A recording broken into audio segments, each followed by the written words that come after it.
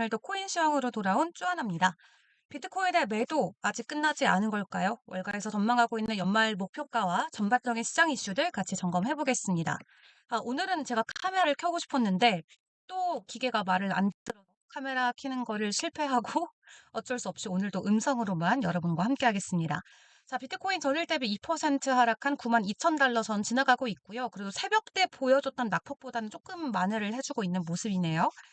시가총액은 전일 대비 2%, 거래량도 8% 하락을 한 채 진행이 되고 있고, 도미넌스는 어제랑 비슷합니다. 57%대, 이더리움이 12.6% 지나가고 있는데, 지금 비트코인이 99,000을 찍고 9만 달러 초반까지 내려오면서 많은 분들께서 조금 패닉을 하시는 분들도 계실 것 같아요. 장기적인 홀더 분들께서는 뭐 이 정도 조정쯤이야 하고 대수롭지 않게 넘기실 수도 있지만 이번 사이클 때 처음 비트 시장에 들어오신 분들은 나 이럴 줄 알았다. 난 또 이렇게 물리는 건가 하면서 걱정을 하실 것 같아서 이 사진을 한번 준비해 봤습니다.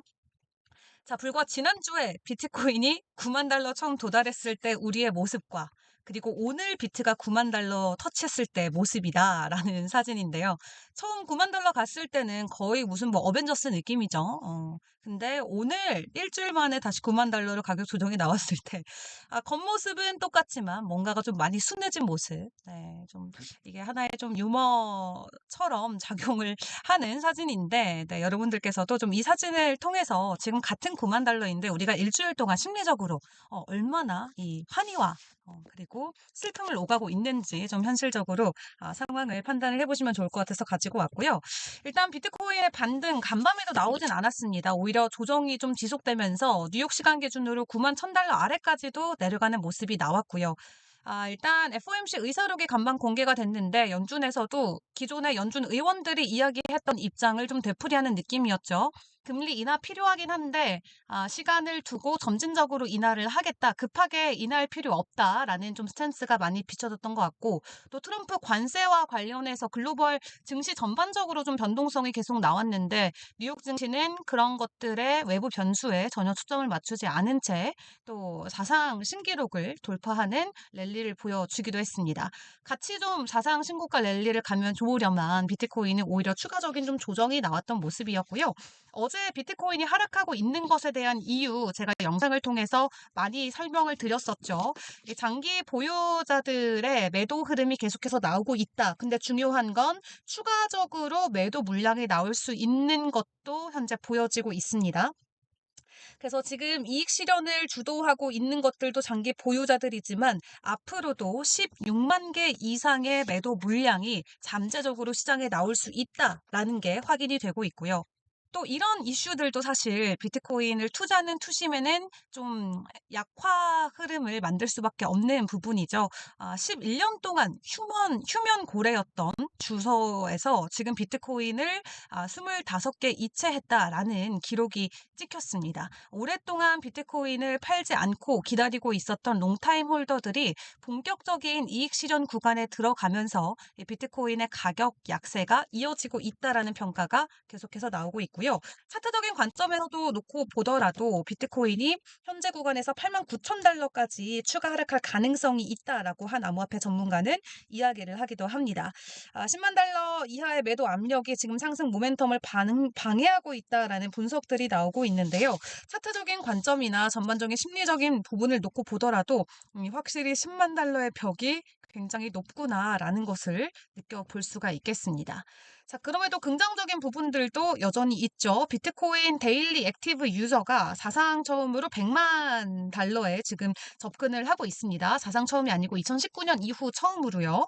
그래서 우리가 2017년도 불작을 겪고 나서 그 뒤로는 처음으로 지금 액티브 유저가 100만에 접근을 하면서 여전히 시장에서는 비트코인을 향한 이 관심과 이 호응이 굉장하다는 것을 알 수 있을 것 같고요. 또 중앙화 거래소에서 비트코인의 보유량의 감소세도 나타나고 있습니다. 이 가격은 흰색으로 표시가 돼 있고 이 보라색으로 표시된 게 비트코인이 거래소 안에 있는 물량이라고 생각하시면 될 것 같은데 최근에 보유량이 감소되고 있다라는 것은 사람들이 팔고자 하는 심리가 계속해서 위축되고 있다라는 거고 또 이 안에서 신규 투자자들의 유입세까지 같이 붙어주면서 또 한쪽으로 놓고 봤을 때는 우리가 10만 달러에 대한 부담감은 여전히 있지만 주요 지표들을 점검해 봤을 때 비트코인의 고점은 아직 오지 않았다라는 것을 확실히 알 수 있는 대목이 될 것 같습니다. 자, 그리고 국내에서도 동일하죠. 아직 투자하시는 분들 중에서 소매 투자자들이 합류하지 않은 상황에서 진행되는 가격이다라고 크립토컨트도 이야기를 합니다. 왜냐하면 김치 프리미엄이 아직까지도 마이너스권에 들어가 있기 때문이죠. 어제는 저희가 이제 코인베이스 프리미엄이 다시 마이너스 약세로 돌아섰다라는 것을 점검을 해드렸는데, 이번 불장 때 코베는 엄청난 프리미엄을 기록을 했습니다. 근데 김치 프리미엄이 아직도 마이너스 구간에 계속 들어와 있기 때문에 진짜 지금 주변에서 뭐 코인 하시는 분들 상당히 많을 것 같아요, 이제 이 정도 되면은. 하지만 그럼에도 아직까지도 우리 시장에 들어오지 않은 잠재적인 투자들이 너무 많기 때문에 이 김치 프리미엄이 정말 역프가 아닌 제대로 된 프리미엄으로 돌아설 때까지 비트코인의 랠리는 지속이 된다라는 것에 상당한 가능성, 무게를 둘 수밖에 없을 것 같습니다. 자, 그렇다면 월가에서 전망하고 있는 이 비트코인의 가격 전망치도 같이 공유를 해보도록 할 텐데요. 스탠다드 차트드 같은 경우는 지금 비트코인이 추가적인 하락할 수 있다라는 것에도 동의를 하고 있습니다.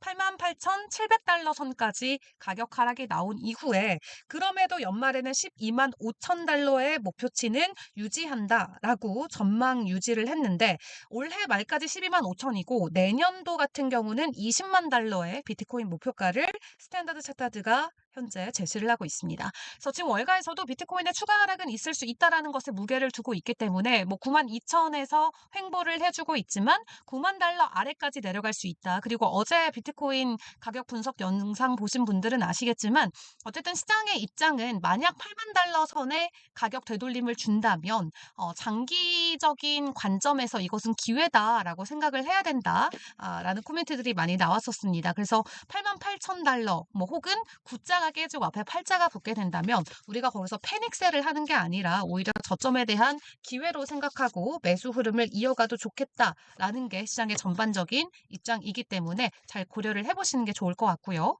다만 차트적인 관점에서 우리가 9만 1천 달러 선은 그래도 지켜줘야 되는 라인으로 지금 보여지고 있습니다. 9만 1천 달러를 잘 지켜줘야만 우리가 지금 보여주고 있는 이 상승 흐름의 랠리가 계속해서 이어질 수 있겠다라는 게 될 것 같고요. 일본 기준으로 9만 1천 달러 이상에서 일봉이 깨지지 않는지 일단 단기적으로는 주의를 해보시는 게 좋을 것 같습니다. 만약 이게 깨지면은 강세장이 끝났나? 라고 생각이 들 만큼 좀 깊은 조정이 발생을 할 수도 있다고 해요. 뭐 어디까지 빠질진 모르겠지만.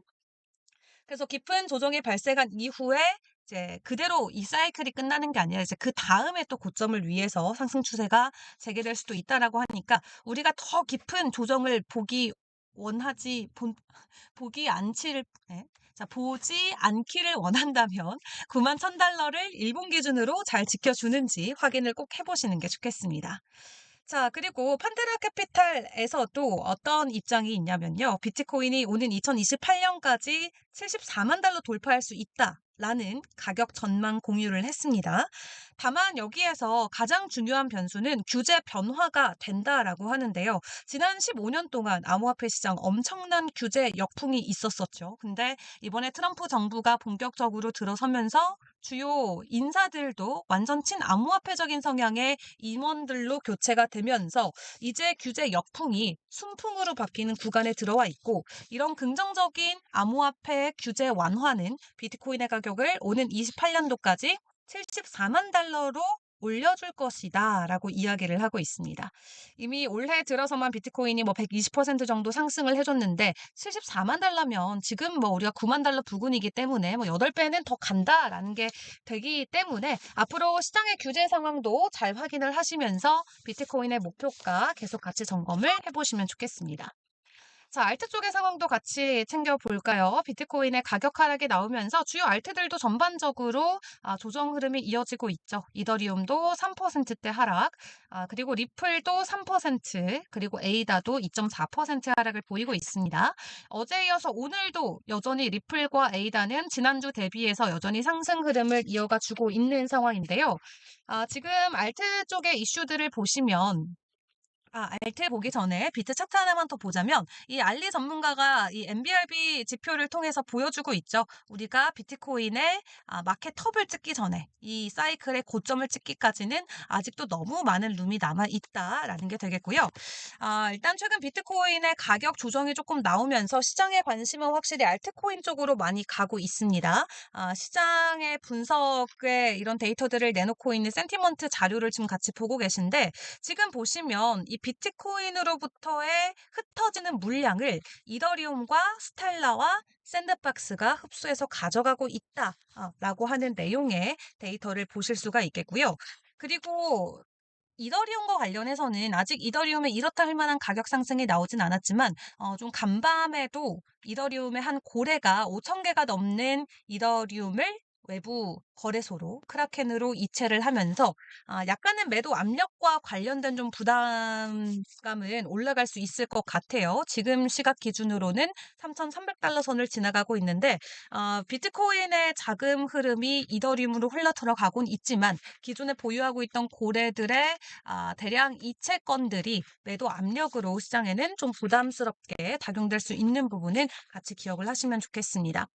자, 그리고 도지코인 같은 경우는 선물 미결제 약정이 사상 최고치까지 올라가면서 현재 시장 과열 상태를 가리키고 있다라는 분석도 있는데요. 일단 도지 좀 비트 하락과 함께 좀 같이 쉬어가는 모습이죠. 전일 대비는 4.6% 하락한 채 0.38달러를 지나가고 있습니다. 이 도지 선물 미결제 약정 같은 경우는 최근에 40억 달러를 돌파하면서 사상 최고치 기록을 했는데요.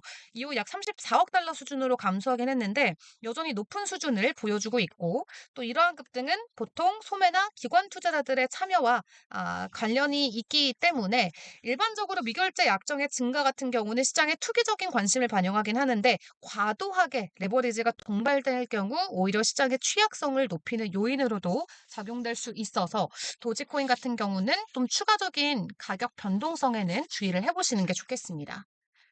자, 그리고 현재 시점에서 알란 산타나 전문가가 함께 공유해주고 있는 알트코인 차트적인 관점도 분석을 해보도록 할 텐데요.